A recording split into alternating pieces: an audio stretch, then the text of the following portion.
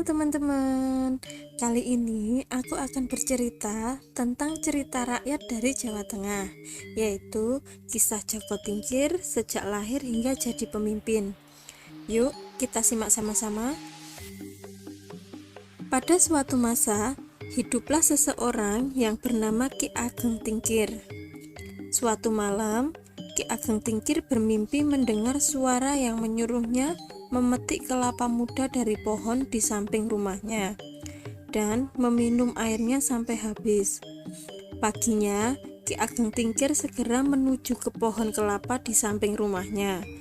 Ia pun heran karena seharusnya pohon itu belum berbuah, namun sudah ada sebutir buah kelapa muda di pohon. Ki Ageng Tingkir pun mengambil buah itu dan mengupasnya. Kemudian ia letakkan di atas meja. Rencananya air kelapa muda itu akan diminum setelah mengembala kerbau. Ketika Ki Ageng Tingkir sedang mengembala kerbau, kerabatnya yang bernama Ki Ageng Pengging datang ke rumahnya. Saat itu, di rumah Ki Ageng Tingkir hanya ada istrinya, yaitu Nyi Ageng Tingkir. Karena belum menyiapkan makanan dan minuman, Nyi Ageng Tingkir memberikan kelapa muda yang ada di atas meja. Ki Ageng Pengging yang haus pun segera menghabiskan air kelapa muda itu karena menempuh perjalanan jauh. Tidak lama kemudian, Ki Ageng Tingkir pulang ke rumah. Ki Ageng Pengging mengatakan bahwa ia sudah disuguhi kelapa muda oleh Nyi Ageng Tingkir. Ki Ageng Tingkir pun terkejut. Kemudian ia menceritakan mimpinya pada Ki Ageng Pengging. Meski air kelapa muda itu sudah habis diminum, Ki Ageng Tingkir tidak marah karena Nyi Ageng Tingkir dan Ki Ageng Pengging sama-sama tidak tahu perihal kelapa muda itu dan mimpinya. Ternyata mimpi itu berkaitan dengan keturunan yang menjadi pemimpin di Jawa kelak. Ia berpikir mungkin sudah menjadi takdir bahwa keturunan Ki Ageng Pengginglah yang kelak akan menjadi pemimpin. Beberapa bulan kemudian, istri Ki Ageng Pengging yang sedang mengandung ingin melihat wayang beber. Ki Ageng Pengging pun mengundang dalang wayang beber. Ia juga mengundang Ki Ageng Tingkir dan istrinya untuk menonton. Namun, di tengah pertunjukan, tiba-tiba istri Ki Ageng Pengging merasa sudah akan melahirkan. Akhirnya, Nyi Ageng Pengging melahirkan bayinya dibantu Nyi Ageng Tingkir. Ki Ageng Tingkir menyampaikan, kelak anak itu akan menjadi pemimpin. Ki Ageng Pengging pun meminta Ki Ageng Tingkir memberikan nama untuk anaknya. Dan anak itu diberi nama Mas Karebet. 10 tahun kemudian, Ki Ageng Tingkir meninggal dunia. Dan tak lama kemudian, Ki Ageng Pengging juga gugur saat melawan pasukan Kesultanan Demak karena dituduh memberontak. Gugurnya Ki Ageng Pengging membuat Nyi Ageng Pengging jatuh sakit, sehingga anaknya diangkat dan dirawat oleh Nyi Ageng Tingkir. Mas Karebet adalah anak yang cerdas, sehingga Nyi Ageng Tingkir mengirimkan untuk berguru pada Ki Ageng Sela. Mas Karebet pun belajar berbagai hal dengan cepat, mulai dari pemerintahan hingga bela diri. Ki Ageng Sela menjuluki Mas Karebet dengan nama Joko Tingkir, yang diambil dari nama daerah asalnya, yaitu Tingkir. Suatu hari, Ki Ageng Sela meminta Joko Tingkir untuk mengabdikan diri pada Kesultanan Demak karena ilmunya sudah cukup. Joko Tingkir pun menurutinya dan mohon doa restu pada ibu angkatnya, yaitu Nyi Ageng Tingkir. Nyi Ageng Tingkir merestuinya dan meminta anaknya itu untuk menemui kerabatnya di Demak, yaitu Ki Ganjur. Sesampainya di Demak, Joko Tingkir pun menemui Ki Ganjur. Esoknya, Ki Ganjur mengantarkan Joko Tingkir ke istana dan membantunya agar diterima di sana. Karena Joko Tingkir memiliki ilmu dan keahlian yang tinggi, tidak lama kemudian ia diberi jabatan baru oleh Sultan Trenggono sebagai Panglima Prajurit Tamtama. Salah satu tugas Joko Tingkir adalah memilih prajurit Tamtama melalui seleksi. Hingga suatu hari datanglah seorang pemuda bernama Dadong Awuk yang ingin menjadi prajurit. Namun, ia tidak mau diseleksi dan justru ingin menantang Joko Tingkir. Joko Tingkir pun menyampaikan secara baik-baik bahwa Dadong Awuk harus mengikuti aturan seperti calon prajurit lainnya. Namun, Dadong Awuk justru semakin menantang Joko Tingkir.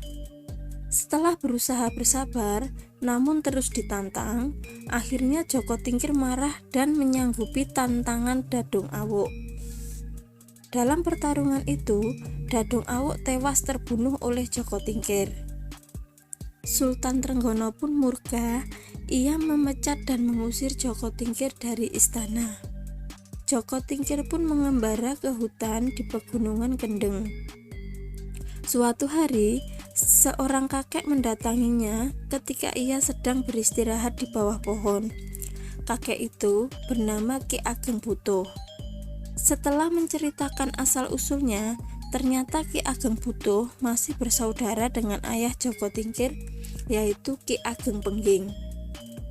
Ki Ageng Butuh membawa Joko Tingkir ke kediamannya dan diperkenalkan dengan Ki Ageng Ngerang yang juga masih bersaudara dengan Ki Ageng Pengging. Ki Ageng Butuh dan Ki Ageng Ngerang pun mengajarinya lebih banyak ilmu. Saat ilmu Joko Tingkir dirasa sudah cukup, Ki Ageng Butuh menyuruhnya ke Banyu Biru untuk berguru pada Ki Buyut Banyu Biru. Ki Buyut Banyu Biru bukan hanya mengajari Joko Tingkir, namun juga mengangkatnya menjadi anak, sehingga Joko Tingkir jadi bersaudara dengan anak angkat lain Ki Buyut Banyu Biru, yaitu Mas Manca. Setelah beberapa bulan, Ki Buyut Banyu Biru meminta Joko Tingkir kembali ke Demak untuk menunjukkan keahliannya pada Sultan Trenggono. Sebelum berangkat, Ki Buyut Banyu Biru memberi Joko Tingkir segenggam tanah Siti Sangar dan berpesan untuk memasukkan ke mulut Kerbo Danu di Istana Prawoto. Saat si Kerbo mengamuk, maka hanya Joko Tingkir yang bisa menghentikannya. Dalam perjalanan itu, Joko Tingkir ditemani oleh Mas Manca, Ki Wuragil, dan Ki Wila. Mereka menaiki rakit menyusuri Sungai Dengkeng. Menjelang petang, mereka sampai di Kedung Srengenge.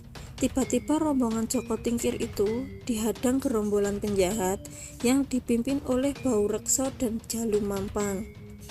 Meski gerombolan penjahat lebih banyak jumlahnya, namun Joko Tingkir dan 3 temannya berhasil memenangkan pertarungan. Bau Rekso dan Jalu Mampang mohon ampun dan mereka diperintahkan untuk mendorong rakit rombongan Joko Tingkir sampai ke Demak. Setelah itu, Joko Tingkir membebaskan Bau Rekso dan Jalu Mampang dengan syarat mereka menjadi orang baik dan berhenti merampok. Sesampainya di Demak, Joko Tingkir segera melaksanakan pesan dari Ki Buyut Banyu Biru, yaitu memasukkan tanah Siti Sangar ke mulut Kerbo Danu. Kerbo Danu pun mengamuk dan menghancurkan Istana Prawoto. Semua prajurit Sultan Trenggono kewalahan dan tidak bisa menghentikan amukan kerbau itu. Setelah beberapa hari, Kerbo Danu masuk ke hutan di malam hari. Namun, keesokan harinya, kerbau itu kembali menghancurkan kota. Pada hari ketiga, Sultan Trenggono melihat Joko Tingkir berjalan tenang di dekat Kerbo Danu yang mengamuk. Sultan Trenggono pun memanggilnya dan mengatakan jika Joko Tingkir bisa menjinakkan Kerbo Danu yang mengamuk, maka jabatan Panglima Prajurit Tamtama akan dikembalikan dan ia diampuni. Joko Tingkir dibantu Mas Manca, Ki Wuragil, dan Ki Wila mengepung Kerbodanu yang mengamuk dan berusaha melawannya. Hingga akhirnya Joko Tingkir berhasil memukul leher si kerbau dan tanah Siti Sangar keluar dari mulutnya. Kerbodanu itu pun berhasil dikalahkan oleh Joko Tingkir. Melihat itu, Sultan Trenggono mengembalikan jabatan Panglima Prajurit pada Joko Tingkir. Sedangkan Mas Manca, Ki Wuragil, dan Ki Wila menjadi pembantu kepercayaan Joko Tingkir. Semenjak itu, Joko Tingkir membantu Kesultanan Demak menjadi aman dan lebih makmur. Berkat jasanya, Joko Tingkir pun diangkat menjadi Bupati Pajang dan diberi gelar Sultan Hadiwijaya. Mas Manca, Ki Wuragil, dan Ki Wila pun masih terus menjadi orang kepercayaannya. Nah, itu cerita dari saya tentang Joko Tingkir dari lahir hingga jadi pemimpin. Mohon maaf jika banyak kekurangan. Teman-teman boleh menambahkan di kolom komentar biar semakin lengkap pengetahuan kita tentang Joko Tingkir. Jangan lupa subscribe, like, komen, dan share jika video ini bermanfaat. Matur nuwun.